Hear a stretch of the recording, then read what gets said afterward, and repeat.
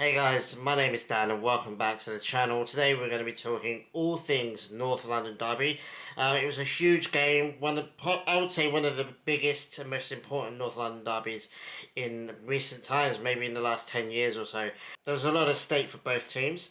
Tottenham were obviously trying to get into the top four, which they're finding very difficult because Villa's right there, Man United's chasing them down. Yeah, lots at stake for them as well as for us. Obviously, we're in a title fight, and title race with Man City right now. Liverpool look like they've fallen a little bit out of it. I'm a bit hesitant to completely rule them out of it yet because there's still 3 games left to go. But still, they are quite far behind us now. I think they're 5 points behind us now. So really, it's just us and Man City. So this was a massive game for us both. And away at Spurs, we beat them at home, which is good, but away from home, we're a little bit dodgy sometimes. So, even though we won there last season, it's still been a difficult place for us to go over recent years. So, massive game, absolutely huge game. I was nervous about it. I was quietly confident as well, but still, everyone I think have to admit that they were nervous for this game. And I think it was a game of two halves. Well, they started really strong actually. Acting like the home team, trying to attack us. They're a very attacking team, Spurs. They're defensively a bit off of it now, but attacking wise, they're always a threat. We were put under it for the first 10 or so minutes, but then 15th minute, we get I wouldn't say a lucky goal. It was a good goal. Saka, I think, did a really good corner. We've been really good with our corners. I think we've scored the most corners.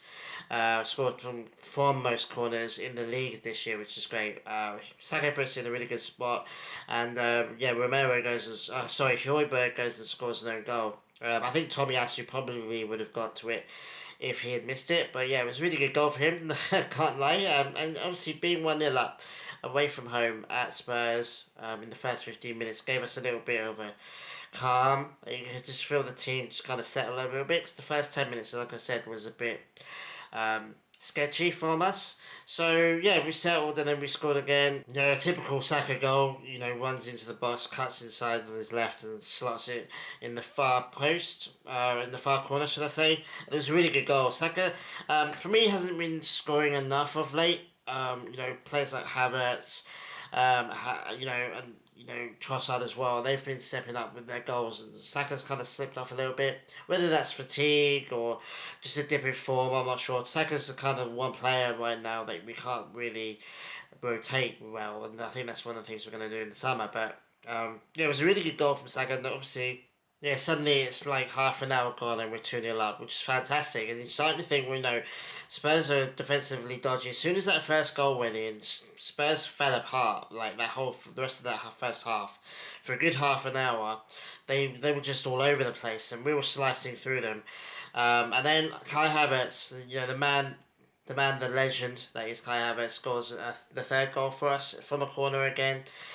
Really good goal. Just completely open, unmarked, and he was just able to head it into the goal, which was fantastic. He's obviously broken his record for the most amount of league goals he's scored in the Premier Leagues ever. So to get one more was great. And then went to half time. You're thinking, okay, half time, 3-0 in. Maybe we can get a fourth early in the second half and maybe just run away with it. We've got a massive goal difference now anyway, so goal difference is not too important. But obviously you want to be 4-5-0 up rather than just 3. So, but yeah, no, I don't know what they said in the second half. We kind of looked a little bit dodgy beginning of the second half, which is what we did beginning of the first half. And they capitalised, and a massive mistake from David Raya cost us a goal. He just passed it straight to Romero, who basically slots it into the goal. Looks as bad as it sounds. It looks worse than it sounds, in my opinion. It was just don't know what he was trying to do. I think he was trying to dink it over Romero. It just didn't really work, and obviously they got a goal. Suddenly, 3-1, you're thinking, okay. It was quite early in the half as well, around the 50th minute or so. So you're thinking, oh man, we've been really good this season compared to last season of recovering after a mistake or recovering after a setback. And we did that quite well. It was a little bit nervy. They got a couple of chances. I mean, Romero, I think, was lucky to not score another one. And, they had a couple of chances, we had a couple more chances. But you're thinking, okay, 85th-ish minutes, you're thinking, okay, 3-1, we've pretty much got this in the bag, we're good. It sucks that we didn't get a clean sheet because that would have secured David Raya the Golden Glove outright. Um, but I think he's won it now, and I think whoever's second can. I think it's Anana. No, I don't think it's Anana. I can't remember who's behind him. I think it might be Edison, actually. He can still catch up with him. And they can split it, share it. But this, and also the fact that I think we're on the run of 7 or 8 clean sheets away from home, something stupid like that. And to get another clean sheet away against Spurs would have been great as well. But not to be, at the moment in this part of the season, when there's 4 games left to go, it's just about the points. It's not really about the clean sheets or the goals or whatever. We've already broken the clean sheet record. We've already broken the goals, and we've got a massive goal difference. So I wasn't too bad about conceding, although it's kind of one of those like cringe-worthy moments. Like, oh no, because even that, I mean, that you could say. I mean, I tweeted it out as soon as it happened. I was like, that's the first bad thing Ray has done in 2024, and it's like the arse end of April. Sorry. 4 months or so. That's the only bad thing he's done. And to be fair, our bad run of form going into Christmas wasn't generally down to Raya. It was more to do with the whole defence and the attacking players not scoring when they should have done. It wasn't necessarily up to Raya. But I was already, as good as Twitter is, and Twitter is great. I've met some really great people on Twitter. Not some not so great people, but the worst thing about Twitter is just the reactionariness of it. People saying, "Oh, we should put Ramsdale." This is, the whole argument about why Arteta signed Raya when we had Ramsdale and blah blah blah. That all resurfaced. I was like, dude, chill. It's one mistake. We're 3-0 up. Okay, yeah, it sucked. It looked stupid and it was bad. But at the end of the day, we're still 3-1 up. We're fine. Don't worry about it. It's all good. If he's going to make a mistake, let him do a mistake in this kind of situation. But then it kind of got nervy towards the very end. I think in the 87th minute, Declan Rice, I mean, he went to clear the ball, didn't see the player there, and he kicked the player by mistake, obviously. But, like I always say, mistakes and intention doesn't really matter when you foul someone in the box. So I didn't really have a dispute with that penalty. I was just like, man, really? But at the same time, you're thinking, okay, there's probably like 3 minutes left of the game. But I'm thinking they're probably going to get loads of injury time. They didn't. They only got like 6 minutes. So it was just kind of nervy. Those last 6 minutes felt like half an hour because Spurs were just really trying to get that third goal and get 2 points taken from us. But then we didn't. We held out and we got the win. 3-2 win, which is great.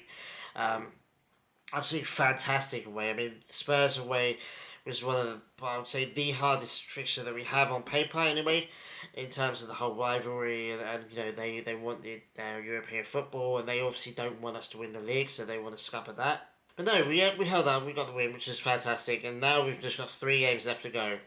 Bournemouth this weekend, at home, which, on paper, we should be winning that, but at the same time, this is the kind of game where we could sip up at. We won this fixture last year, so I feel fairly confident this time, but at the same time, you never really know.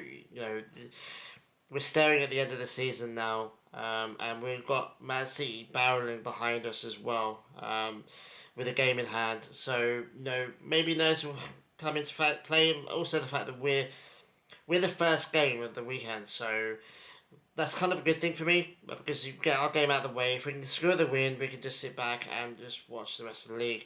But we need the win, obviously. But I feel like we should win it.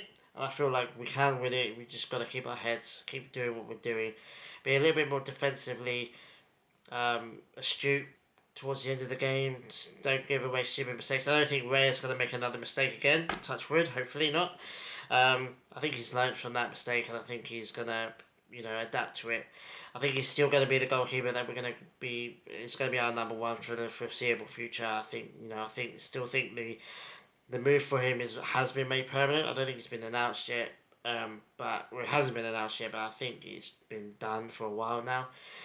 which means that I think Ramsdale will probably leave in the summer. We'll get decent money for him because we've got him on a large wage, on a large contract. I think, and he's English, and he's blatantly at some point soon going to be England's number one. So he's going to probably get a big move, and it's probably going to be a lot of money. So fair play to him. He's still a top quality goalkeeper. I don't want him to leave, to be honest with you. He got us into the Champions League. He got us fairly close to a title last year. So yeah, I don't have any bad feelings for him. But again, we're going to need another backup. Yeah, so we're just going to have to wait and see what we'll do against Bournemouth. Then it's another big one. It's Old Trafford, Man United, away. Old Trafford, like I said, and that's going to be next week's game. It's going to be a huge game. They don't think they have anything to play for. I don't even think. I mean, I haven't checked the league ladder, which I probably should do, but I don't think they've got. I don't think they're going to get Europe next year. Even if they do, I think it's Europa League. But they're in the middle of that kind of whole mess of teams with Villa and Spurs, and Chelsea creeping up in there and all. So yeah, they're in that mess. I'm not really focused on them, to be honest, at the moment. But they don't want us to win the league. Their fans hate us more than they hate City and Liverpool, which is weird. Like, so weird. Man United fans' worst nightmare is to see Arsenal win the league, which is funny. I think it's because all of their banter disappears if we win the league again. And given the fact that their team's in an absolute mess right now, they're going to be coming for us hard. So, and then we obviously got Everton away from home. So 3 more games left to go. They're the 3 games that are on my mind. And right now, I've just got Bournemouth on my mind. And then obviously this time next week I'll have Man United on my mind. And then I'll have Everton on my mind. For me, it's 3 different games, 3 different situations. This Bournemouth game is the game that we need to get the win and get out of the way. Because I feel like Man United away is the main event. If we beat Bournemouth and whatever City do this weekend, we're still in the fight. So it does get down to Old Trafford and Man United. And then obviously, whatever happens, if City drop points this weekend and we beat Bournemouth, that puts us in a really good position. I think it puts us 4 points ahead. If they lose the game this weekend, I don't know who they're playing, but if they lose this game this weekend, I think we go 4 points clear. They have a game in hand. So then that game against Old Trafford is monumentally important. And yeah, I mean, if it's a huge if we can get a win against United, then Everton are no joke. They kind of flirted with the relegation for a while, but most of that was due to being dot points. It wasn't really due to them being poor. They're beatable for sure, but they're not as beatable as I think some people think. So that's going to be a tough game. I just would like my if you ask me right now what my dream would be, obviously it would be win the league, but the second best scenario for me would be going into the Everton game with still a chance. Depending on, I don't know who City played in their last game of the season. I know they played Spurs at some point. I think they played Wolves in the last game of the season, or Fulham. I can't remember who. But yeah, no, I mean, I just want to get to that last game. I want to get to the Everton game with us still having a mathematical chance of winning the league. Because then at that point, you get to the point where we can't call us spotless because we took them to the last game of the season.